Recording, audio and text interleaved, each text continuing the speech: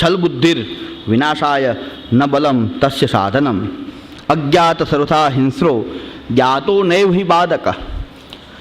आ छल જે છલ કરે છે આ વંચકો એ બળ નથી વાપરતા, પણ મારવા માટે શું કરે છે એ લોકો? એ અજ્ઞાની લોકો હોય એને પોતાના ઝાડમાં ફસાવી લે છે. અજ્ઞાત સર્વથા હિંસ્રો જ્ઞાતો નહીં હિ બાધક. પણ જેને જ્ઞાન થઈ જાય કે આ વંચક છે, મહાપુરુષના સિદ્ધાંતનું જ્ઞાન હોય ને કોઈ આવી લીલા બતાવતો હોય તો એને એ લોકો બાધા કરી શકતા નથી. પણ ફસાવી દે છે કોને? અજ્ઞાત લોકો હોય એને હિંસક પશુની જેમ એની હિંસા કરી નાખે છે, એને પકડી લે, એની ચાળમાં ફસાવી લે. એટલે પોતાનું શરીર બળ નથી વાપરતો પણ મનોબળ વાપરે છે, બુદ્ધિના ઉપયોગ કરે, કારસ્તાન બુદ્ધિનો ઉપયોગ કરે. જેમ બિરબલની વાર્તામાં આવે છે જૂતા પીર. બિરબલે પોતાનું જૂતું જે છે એ દાટી દીધું અને અહીંયા કબર જેવું આમ કરી કે જૂતા પીર. તો બધા લાઈન લાગવા માંડી, જૂતા પીર ચમત્કારી છે, જૂતા પીર ચમત્કારી છે.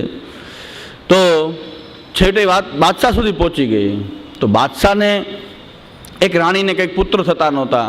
તો બાદશાહ કહે કે મેં સાંભળ્યું છે કે આપણા રાજ્યમાં જૂતા પીર બહુ ચમત્કારી છે. તો બિરબલને કીધું કે ચાલો આપણે ત્યાં જઈએ અને કંઈક માનતા વાનતા કરીએ. તો બિરબલની સાથે ગયા. અરે ભાઈ, રાજાએ પૂછ્યું હતું કે આપણા રાજ્યમાં કેટલાક મૂર્ખા કેટલાક છે? તો બિરબલે આ કર્યું કે પોતાનું જૂતું દાટી ત્યાં ઓલી કબર જેવું બનાવી અને બધા જૂતા પીર ચમત્કારી છે એવું વાત ફેલાવી દીધી. લોકો લાઈન લગાવવા માંડ્યા, કોઈ શુક્રવારે ને કોઈ ગુરુવારે ને વારે નક્કી થઈ જાય પછી આપોઆપ. જેમ અત્યારે અહીં ચાલતું હોય ને, સૌરાષ્ટ્રમાં એક મામાદેવનું કંઈક બહુ ચાલેલું છે, જ્યાં હોય ત્યાં મામાદેવ, જ્યાં હોય ત્યાં મામાદેવ. એટલે મામાદેવની પાછી બીડી ધરવાની, બીજું કાંઈ નહીં, સિગરેટ ધરી દેવાની એ માનતા, બીજું કાંઈ નહીં. સિગરેટ ધરો બધું કામ સિદ્ધ. એટલે જે હોય બધા સિગરેટના ઢગલા કરે મામાદેવ. આ પ્રકારથી જૂતા પીર પણ ચાલ્યા હતા ને એ પણ ચાલ્યા ને બિરબલ અકબર કે ચાલો, તો બિરબલ કે ચાલો આપણે જઈએ જૂતા પીર. તો બાદશાહ પણ લાઈનમાં ઊભા રહી ગયા એનું પૂજાપોન બધું લઈને જૂતા પીર માટે. ત્યારે બિરબલે કીધું કે જાપના આપ કહેતા હતા ને કે મૂર્ખા આપણા રાજ્યમાં કેટલા? કે હા. તો પેલા એ કે આપ જ છો. કે કેમ? કે કોની પૂજા કરવા આવે અત્યારે, કોનું માનતા કરવા આવે? કે જૂતા પીર. પણ કે જૂતો કોનો? તો બિરબલે કીધું કે આ મારો જૂતો છે, એ મેં અહીં દાયટું છે ને બધા ચાલુ થઈ ગયા ને, આપે ઊભા રહી ગયા. તો આ પ્રકારથી એવી વાર્તા સાંભળવા મળે. સાચું ખોટું નથી, આ બધી વાર્તાઓ એ વાર્તા હોય કે સાચી બનેલી ઘટના હોય ખબર નથી. અકબર બિરબલનું ઘણું ચાલે, અકબર બિરબલ પાત્ર કરીને. પણ જૂતા પીરમાં કહેવાનું હોય કે ચાલે ગમે એટલું બુદ્ધિ વગર ચાલ્યા જાય તો પછી ખબર ન પડે કે આમાં બધા લોકો કે ચમત્કારી છે, તો બધા કે ચમત્કારી છે, ચમત્કારે દેખાઈ જાય, બધું થઈ જાય. તો આ બધી વંચકોની માયા જાળમાં આપણે પણ ફસાઈ જતા હોઈએ. આપણે પણ આવા ભગવદી છે, ફલાણા બાપા ભગવદી છે ને બાઈ ભગવદી છે.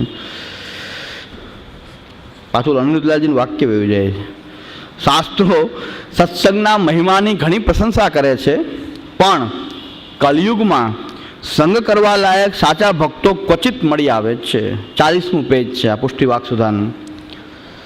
કે શાસ્ત્રોમાં સત્સંગની ખૂબ મહત્તા બતાવી છે, પણ કલયુગમાં સંગ કરવા લાયક કોઈ સાચા ભક્તો કોઈ ક્વચિત મળી આવે, ક્યાંક જ હોય. બાકી બધાય સત્સંગ એ છે એ ઘણાય સત્સંગીઓને ભગવદીઓ નીકળી પડે, પણ કોક મળે સાચો ભક્ત.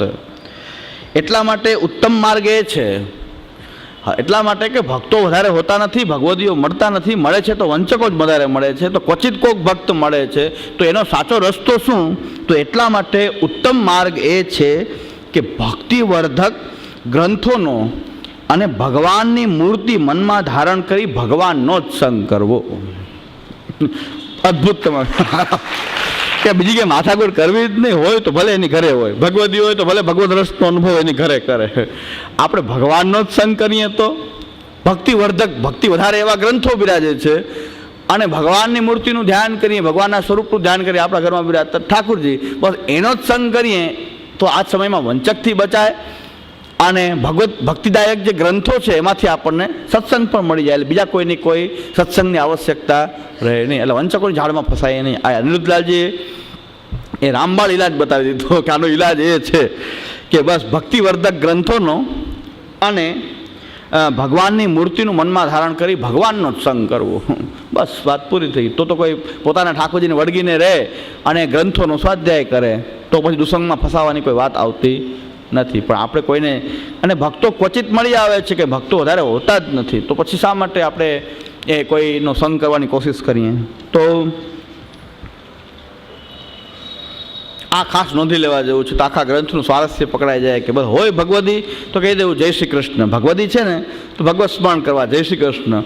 અને જો પ્રસાદ વસાદ લેવો હોય તો એને એક વખત આપણે પ્રસાદ લેવડાવી દઈએ, પછી રોકાવાનું નહીં, છૂટાય. તમારે જ્યાં જવું હોય ત્યાં જાઓ, ઘરે પ્રસાદ લ્યો, જલ લ્યો અને જય શ્રી કૃષ્ણ કરો, બસ. એમાં કંઈ વાંધો નથી. કોઈ હોય કે ન હોય, પછી જય શ્રી કૃષ્ણ કરવામાં ક્યાંય આપણું કંઈ લઈ જવાનું છે, પણ દૂર રહ્યો. આવો એક વ્યવહાર રાખવો જોઈએ તો વંચકોથી બચાય. પણ બહુ ભાવલા થઈએ તો ફસાઈ જાય, તો બગલા ભગતની ચાંચમાં આપણે આવી જઈએ. એટલે જ્યાં સુધી એનું જ્ઞાન નથી ત્યાં સુધી આ મારી શકે છે, ત્યાં પણ એનું જ્ઞાન થઈ ગયા પછી એને મારી શકતા નથી. એટલે જ્યાં એવું કંઈ લાગે કે આ લોકોને એના વંચકના સ્વરૂપનું જ્ઞાન થઈ ગયું છે, પછી અહીંયા બહુ ટકતો નથી. એમ લાગે કે એક બે જણા ક્રોસ કરે એવા છે તો વંચક ત્યાંથી પછી નીકળી જાય, એ પછી અહીંયા ટકે નહીં. એને એક બે મહાપ્રભુજીના ગ્રંથની કારિકા સંભળાવો કે આ સમજાવો તો પછી પલાયન થઈ જાય. પછી એમ થાય કે અહીંયા આપણે બહુ ચાલશે નહીં. જ્ઞાનમ તો અશક્યમ તસ્યેતિ ન નિસ્તાર કથંચન ઇતિ ચેત તત્ર સિદ્ધાંત ઉપાય પરિકીર્ત્યતે. આનું જ્ઞાન થવું અશક્ય છે એમ કહે છે, વંચકને ઓળખવું અશક્ય છે. અને ન નિસ્તાર કથંચન, એટલે એના ફાંસામાંથી કોઈ પ્રકારથી નીકળી શકાતું નથી. અને ઇતિ ચેત તત્ર સિદ્ધાંત, આવી રીતની પરિસ્થિતિ છે વંચકો માટે કે ઓળખાતા તો નથી, તો પછી થોડોક સિદ્ધાંતના ઉપાયો જે છે, સિદ્ધાંતરૂપી ઉપાયો, એનું કંઈક આપણે કીર્તન કરીએ, એ અહીં બતાવવામાં આવે છે. ભગવદ ભક્ત સામ્યેપી તદ અસાધારણો ગુણો. હા, હવે બીજો થોડોક એક ભગવત ભક્ત કરતાં જુદો પડતો એક ગુણ એવો છે આ વંચકોનો. એક બે વસ્તુ પકડવામાં આવે છે, આ એક બે વસ્તુથી પકડાઈ જાય તો પકડાઈ જાય વંચક. કે એમાં તદ અસાધારણો ગુણ એક એવો છે કે નિરપેક્ષત્વ એતસ્મિન તદ ભાવાદ હિ વંચક, તદ અભાવાદ હિ વંચક. નિરપેક્ષત્વ કે નિરપેક્ષ નથી હોતા, એને કંઈક સ્વાર્થ લાગેલો હોય છે. વંચક કોઈથી નિરપેક્ષ તો વંચના કરવા થોડો નીકળે, કાંઈક ને કાંઈક એને અપેક્ષા હોય. એ તપાસવું જોઈએ કે આ નિરપેક્ષ ન હોય વંચક, એને કાંઈક ને કંઈક સ્વાર્થ લાગેલો હોય, કાં દ્રવ્યનો હોય કાં વિષય ભોગનો હોય, કાંઈક ને કાંઈક ચટકો લાગેલો હોય છે, એને નિરપેક્ષ નથી હોતા. તો નિરપેક્ષત્વથી એને ઓળખીએ કે એમાં જોઈએ કે આની કાંઈ અપેક્ષા છે, કેવી રીતે નિર્વાહ કરે છે, અને પૈસા માટે કરે છે, પૈસા એકત્ર કરે છે, કે ભોગ વિલાસ માટે કંઈક બધાને ફાંસામાં ફસાવે છે. કંઈક ને કંઈક આપણે આપણા માર્ગનું ચિંતન કરી રહ્યા છીએ, આટલા આપણા માર્ગની ચર્ચા કરી રહ્યા છીએ, પણ જગતભરના ધર્મ સંપ્રદાયની આ મોટી સમસ્યા છે.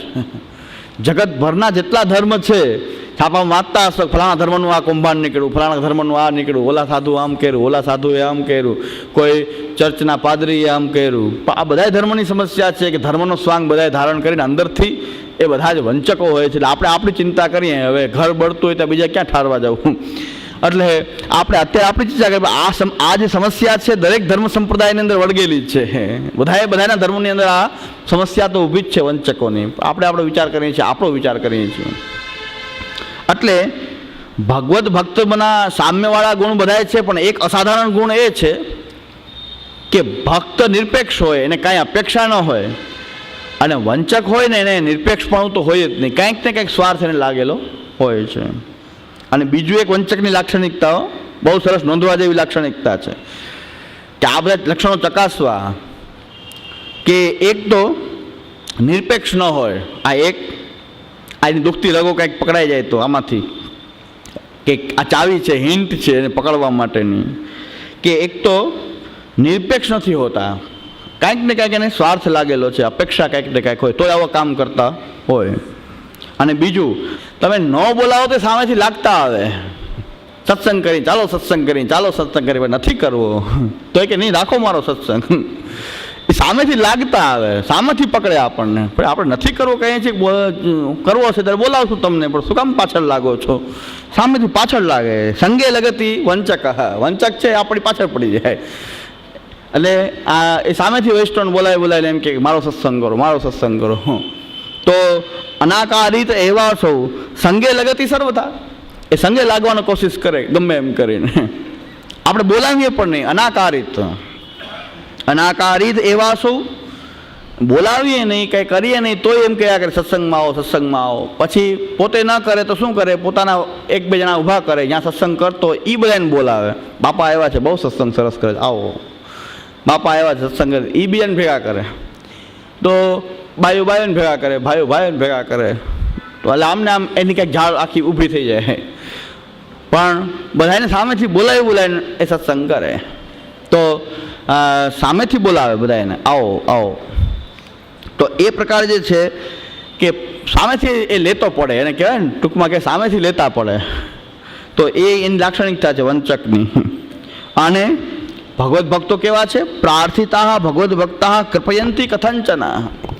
ભગવદ્ ભક્તને તો બહુ વિનંતી કરો ત્યારે માંડ, કોકવાર પ્રાર્થના કરો, ખૂબ એને આગ્રહ કરો, ક્યારેક એ આવે સામેથી. બહુ એને કહો ક્યારેક આવે, પણ આ તો સામેથી તૈયાર હોય, ત્યારે જ બેઠા હોય સામેથી. કોકના હવે તો એવા સત્સંગી થઈ ગયા છે અમારે ત્યાં, તો હવે એમ કહેવું પડે છે કે હવે કંઈક તો બળ પ્રયોગ કરવો પડશે. ઘૂસી જ જાય છે ઘરમાં, હવે ઘરમાં ઘૂસી જાય અને ચાલો સત્સંગ કરાવું, ચાલો સત્સંગ કરાવું, અંદર સુધી ઘૂસી જાય. ઘરમાં કોઈ છે કે નહીં, કાંઈ વિચાર કર્યા વગર તિલક ધોતી બનીને પુસ્તક લઈને ઘરમાં ઘૂસી જાય.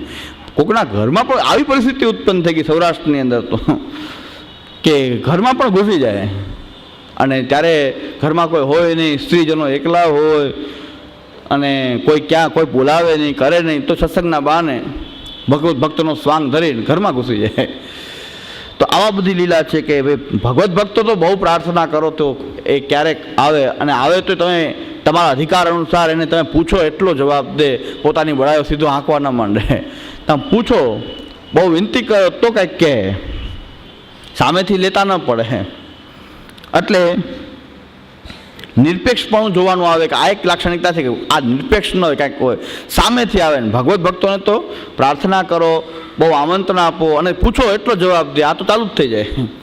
આ તો પોતાની ઇમ્પ્રેસ કરવા માટે, બીજાને ઇમ્પ્રેસ કરવા માટે પોતાની કથા ચાલુ જ કરી દે. ભગવદ્ ભક્તો હોય તો તમે એને પૂછો, વિનંતી કરો, અને જે પૂછો એટલો જવાબ આપીને વાત પૂરી કરે. ને ઓલા તો સામેથી જ લેતા પડે, અને કારણ કે એને ઇમ્પ્રેસ જ કરવા હોય કોઈને, એટલે એ તો એની કથા ચાલુ જ કરી દે. એટલે આ બધા લક્ષણો જોવા જોઈએ કે આ વંચક છે કે સાચો ભક્ત છે. આ લક્ષણો આપણને હરિરાયજી બતાવે છે કે આ જુઓ, ચકાસો કે ભક્તને તો પ્રાર્થના કરવી પડે કે આવો કંઈક ટાઈમ આપો, તો એમ કહે જ્યારે જોશું. અને પૂછો એટલો જવાબ દે, અધિકાર અનુસાર તમને કહે. વંચક હોય એ ભગવદ્ વાર્તાનો ધોધ જ છૂટે સીધો. મુખમાં આખી જાણે સરસ્વતી વસેલી જ હોય, અને સીધો ભગવદ્ વાર્તા ચાલુ. સામે જોવે નહીં શું પાત્ર છે, શું છે, જાણે છે કે ન જાણે, એ ઇમ્પ્રેસ કરવા માટે કરવા માંડે. અને સામે ચાલીને બધાને પકડે, કારણ કે એને આજ ફરવું જ હોય સતત. સામે બધાના ઘરની અંદર એ ઘૂસી જતા હોય આવા લોકો. મેં કાલે ન વાત કરી, 7 વાગ્યામાં અમદાવાદમાંથી સાયકલ નીકળી જાય સામેથી સત્સંગ કરાવવા માટે ઘરે. સવારે 7 વાગ્યામાં સાયકલ બહાર કાઢીને નીકળી જાય, બપોર સુધી આવે, બપોર પછી પાછા નીકળી જાય, પાછા રાત સાંજ સુધી સાયકલ ફેરી જ કરે. શિબિર થયા પછી કોઈ બેટા જણા ધમકી આપી દીધી સાયકલ દેખાવી ન જોઈએ અહીંયા, વાત નથી. તો ત્યાં બંધ થઈ ગયું. બીજું પણ એને મળી જાય, બીજું શિકાર. આ 2 જગ્યા બંધ થઈ, તો બીજી 2 જગ્યા ખુલી ગઈ હોય પાછી. તો સત્સંગ માટે બીજી જગ્યા ખુલી, કારણ કે આખો ધંધો જા એને ફરતું રહેવાનું, સામેથી બધાને થાય મળવાનું, અને આખી લીલા આવી હોય છે. પ્રાર્થિતા ભગવદ્ ભક્તા કૃપયંતી કથંચન.